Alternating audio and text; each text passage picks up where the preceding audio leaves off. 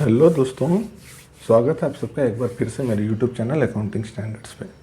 दोस्तों, आज मैं आपको सिखाने जा रहा हूँ कि कैपिटल अकाउंट कैसे प्रिपेयर करते हैं। तो चलिए शुरू करते हैं आज का वीडियो। लेकिन उससे पहले अगर आप मेरे चैनल पे नए हो तो प्लीज़ मेरे चैनल को सब्सक्राइब कर लीजिए और साथ में बेल आइकन को भी प्रेस कर लीजिए ताकि मेरे आने वाले वीडियोज़ का अपडेट आपको सबसे पहले मिलता रहे। तो चलिए शुरू करते हैं आज का वीडियो। सबसे पहले मैं मेरी कंपनी सेलेक्ट कर लेता हूँ, मशीनेंट को। देखिए मैं आ गया इधर।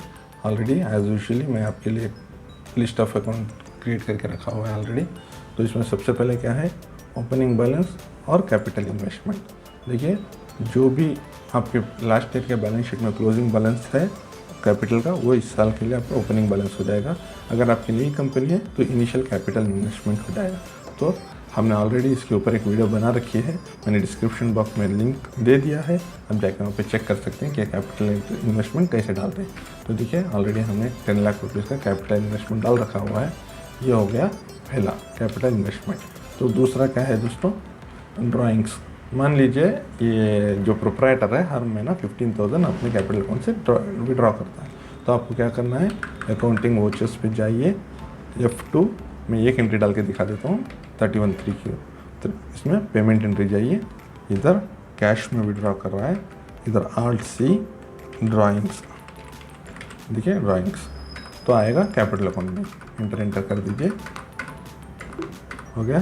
तो इधर Alt+C प्रेस कीजिए, कितना है 15,000 पर मंथ। तो आपको क्या करना है 15,000 इंटू 12 में एक एंट्री डाल रहा हूँ, आप हर महीने 15,000 डालते जाइए दोस्तों। देखिए ऐसा हो गया।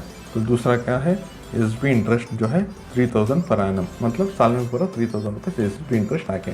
तो उसको क्या करना है, SB इंटरेस्ट इनकम है तो रिसिप्ट में आएगा। तो इधर बैंक से आता है तो स्टेट बैंक ऑफ इंडिया, देखिए Alt+C SB इंटरेस्ट डालिए, कैपिटल अकाउंट में डाल दीजिए, एंटर कर दीजिए। देखिए हो गया, कितना है 3,000। तो डायरेक्टली 3,000 डाल दीजिए, इसको कुछ चेक नंबर कुछ भी नहीं आएगा, डायरेक्ट आ रहा है दोस्तों, डाल दीजिए। उसके बाद जो है देखिए, अगर इसका कोई रेंट आ रहा है, हाउस रेंट जो अपना घर किराए पे दे रखा है, अगर उसका रेंट आ रहा है तो उसको क्या करते हैं, कैपिटल अकाउंट में डालना है, क्योंकि ये बिजनेस को रिलेटेड नहीं है, इसका कैपिटल अकाउंट में आएगा। तो वो भी रिसिप्ट में आएगा। अगर कैश में आ रहा है तो कैश में डालिए, बैंक में आ रहा है तो बैंक में डालिए, जैसा है वैसा। मैंने ऑलरेडी क्रिएट करके रखा है इसके बाकी के सब लेडजर्स। देखिए हाउस रेंट ऑलरेडी क्रिएट करके रखा हुआ है। इधर जाइए, कितना 10,000 पर मंथ है, 10,000 इंटू 12 कर देता हूँ मैं। अब सिंगल डाल लीजिए, हो गया।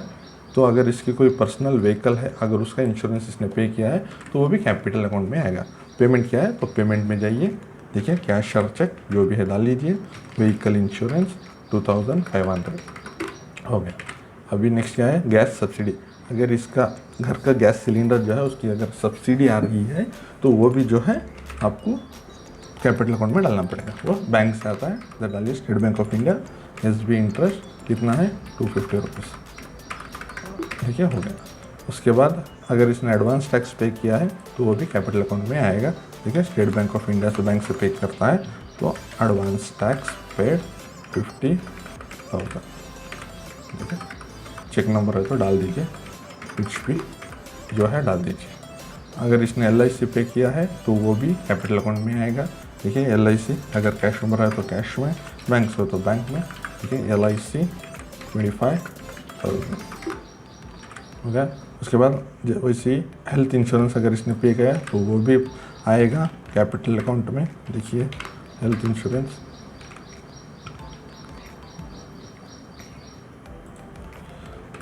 इंश्योरेंस आ गया 10,000 रुपीज़, ये भी हो गया। उसके बाद कॉर्पोरेशन टैक्स, जैसे कि इसका घर का रेंट आ रहा है, अगर उसी घर का कॉर्पोरेशन टैक्स इसने पे किया है तो वो भी आएगा कैपिटल अकाउंट में। कैश में पे किया है, कॉर्पोरेशन टैक्स कितना है 5,000 रुपीज़। देखिए ये भी हो गया। अगर इसने शेयर्स में इन्वेस्ट किया है और उसका डिविडेंड आ रहा है तो वो भी आएगा कैपिटल अकाउंट में। तो कैपिटल अकाउंट में रिसिप्ट में डालना पड़ेगा आपको, क्योंकि डिविडेंड इनकम है।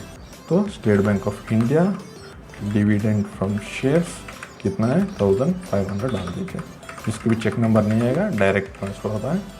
अगर इसने इनकम टैक्स पे किया है तो वो भी आएगा कैपिटल अकाउंट में।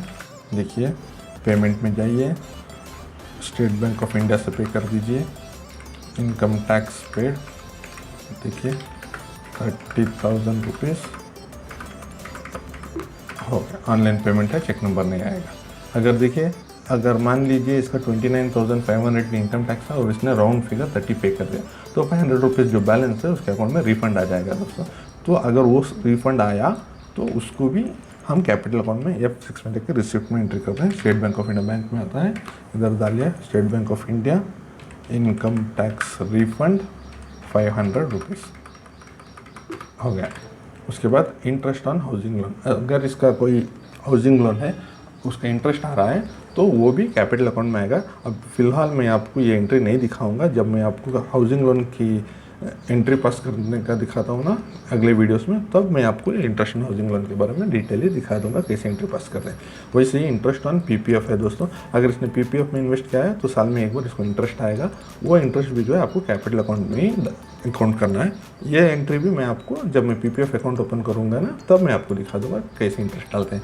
तो इसके बाद है LIC मैच्योरिटी, अगर इसने LIC पे किया है और उसका मैच्योरिटी वैल्यू 150 रुपीज़ आया है तो वो भी कैपिटल अकाउंट में रिसिप्ट में डालेंगे। देखिए State Bank of India bank में आता है LIC ऑफ मैच्योरिटी कितना 1,50,000 डाल दीजिए, 1,50,000 चेक नंबर है, ये भी डायरेक्ट ट्रांसफर हो जाएगा, नहीं तो चेक आया तो चेक डाल दीजिए। वैसे ही LIC मनी बैक करके है, ये भी LIC की एक पॉलिसी है मनी बैक पॉलिसी, अगर इसमें इन्वेस्ट किया तो पैसा हमको वापस आता है। तो इसमें क्या करना है, ये भी state Bank of India LIC money back policy जाइए 1,00,000 रुपीज़ डाल दीजिए, ये भी हो गया। इसके बाद जो है TDS रिसीव 10,000 रुपीज़। देखिए दोस्तों, ये TDS के बारे में आपको एक बात बताना चाहता हूँ। पिछले वीडियो में मैंने आपको trading and profit and loss account कैसे प्रिपेयर करते हैं ये सिखाया था।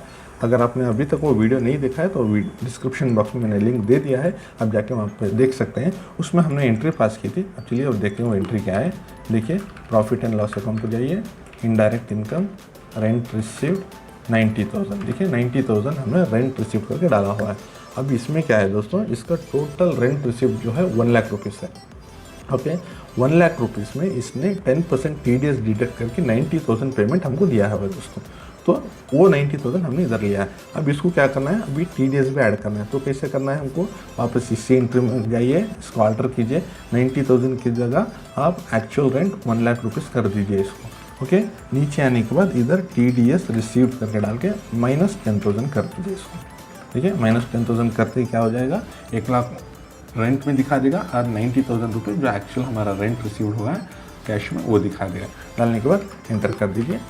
और अभी देखिए TDS की एंट्री ऑटोमेटिक आपको कैपिटल अकाउंट में आके बैठ जाएगी। इधर देखिए TDS रिसीव 10,000 रुपीज़ आके बैठ गया। ओके दोस्तों, इसके बाद जो है आपको दूसरी एंट्री कौन सी है, नेट प्रॉफिट। दोस्तों ये नेट प्रॉफिट की एंट्री जो है ये भी मैं आपको अकाउंट फाइनलाइजेशन का जब वीडियो में अपलोड करूंगा तब दिखाऊंगा, क्योंकि नेट प्रॉफिट अभी ट्रांसफ़र नहीं होता।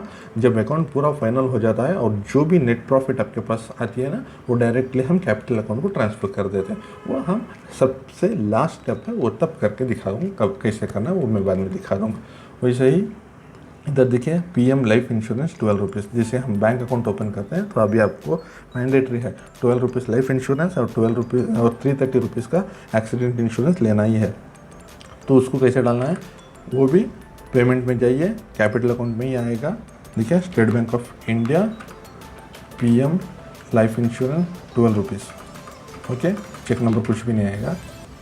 सेम उसी type State Bank of India PM accident insurance 330 rupees. देखिए हो गया, जो भी आइटम्स था मैंने दिखा दिया। देखिए जितना भी था हो गया। अभी आपको मैं अपने कैपिटल अकाउंट में ले जाके दिखाता हूँ कैसा दिखता है कैपिटल अकाउंट। देखिए ये है कैपिटल अकाउंट, जो भी हमने डाला था डेबिट साइड और क्रेडिट साइड वही हो जाएगा। प्लस माइनस होने के बाद आपको इधर क्लोजिंग बैलेंस 10,61,908 रुपीज़ दिखा रहा है दोस्तों। तो यही से बनाते हैं आपको कैपिटल अकाउंट। आज के लिए बस इतना ही दोस्तों। कैसा लगा वीडियो, अगर अच्छा लगा तो प्लीज़ लाइक कीजिए और शेयर कीजिए, और साथ में मेरे चैनल को सब्सक्राइब करना ना भूलिए। मैं मिलता हूँ आपको अगले वीडियो में एक अगले नए टॉपिक के साथ। तब तक के लिए बाय, टेक केयर गाइस।